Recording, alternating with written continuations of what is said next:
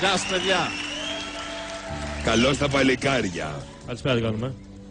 Καλησπέρα σας. Χαίρομαι πάρα πολύ που επιτέλους έχουμε δύο ανθρώπους της τέχνης. Προφανώς θα μας παίξετε πιάνο. Καταλάβατε λόγω πιάνο. Μα είναι...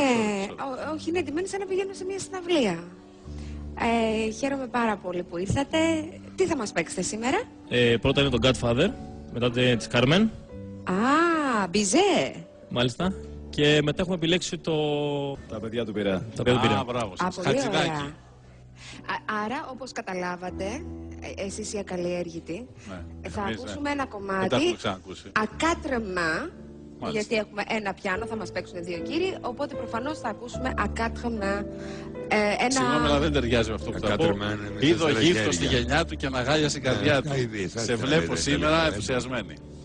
Τέλεια. Και πραγματικά ανυπομονώ να σας ακούσω. Εγώ περισσότερο από όλους. Ευχαριστούμε πάρα πολύ, να είστε καλά.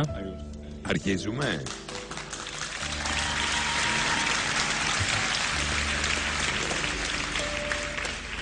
Α, σκαμπό δεν έχετε φέρει σκαμπό?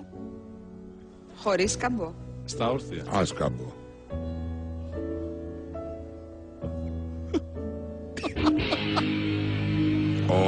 Τι κάνατε?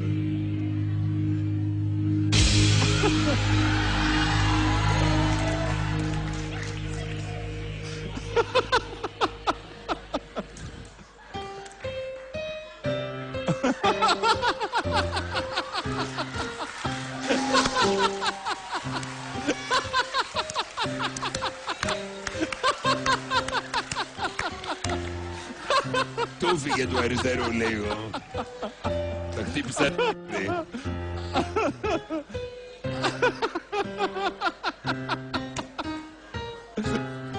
Ευγενία, δεν σε πήγε σήμερα. Ναι.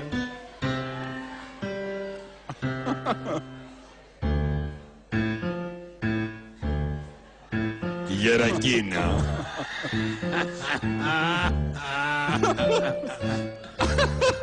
Χορεύεται.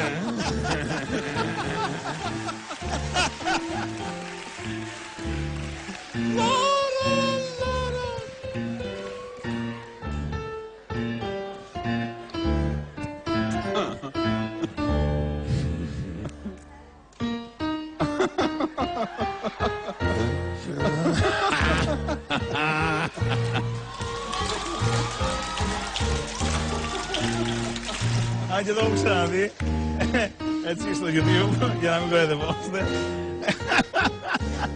Πολύ καλό και εδώ.